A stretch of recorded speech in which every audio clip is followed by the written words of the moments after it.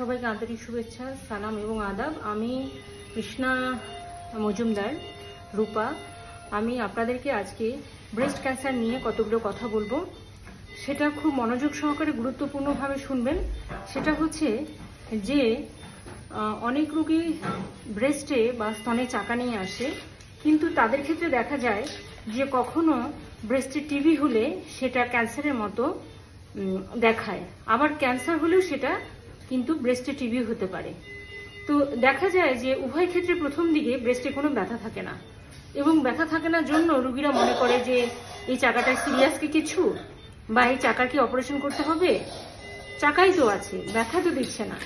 কিন্তু যখন এটা দেখা যায় যে পুজ জমে যায় এবং অনেক বড় একটা অ্যাক্সিস বা ফোড়া নিয়ে সেটা বাস্ট হয়ে ক্রনিক ডিসচার্জিং সাইনাসে পরিণত হয়, সেটা কিন্তু ব্রেস্ট ক্যান্সারের চেয়ে কোনো অংশে কম না।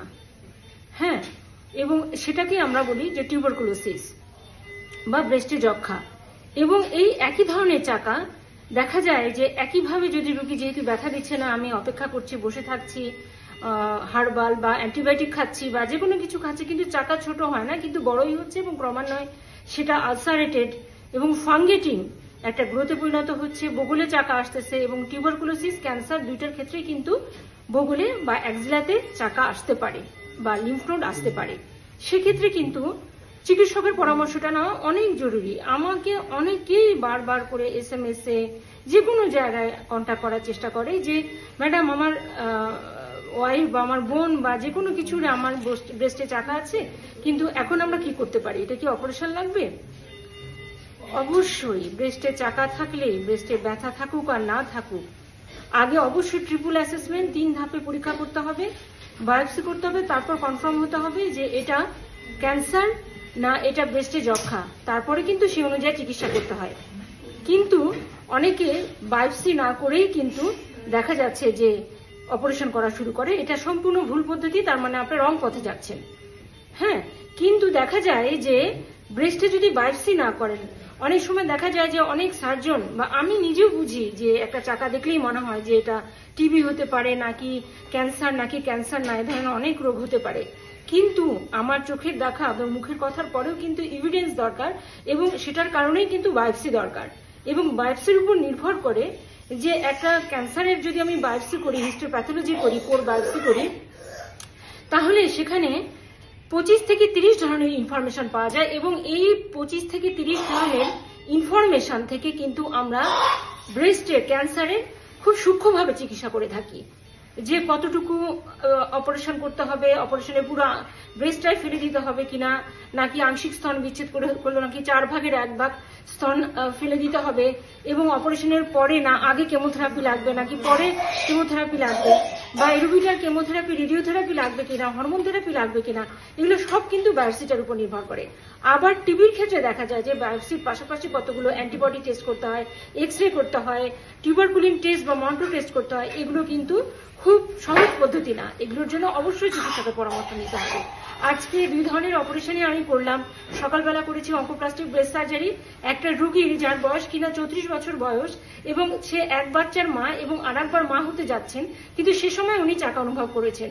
সেই রোগীটার আমরা করলাম অঙ্কোপ্লাস্টিক ব্রেস্ট সার্জারি, যেটাকে বলা হয় গ্রিসোটি টেকনিক, এবং তার স্তনের মাঝখানে তার চাকা হয়েছে, কিন্তু তাকে আংশিক স্তন বিচ্ছেদ করেই কিন্তু তার আমি ক্যান্সারের চিকিৎসা করেছি, যেটা কিনা রোগীর জন্য অবশ্যই এটা একটা অঙ্গ থাকার ব্যাপার, সেটা প্রিজার্ভ করতে পেরেছি, এবং পরবর্তীতে রেডিওথেরাপি লাগবে।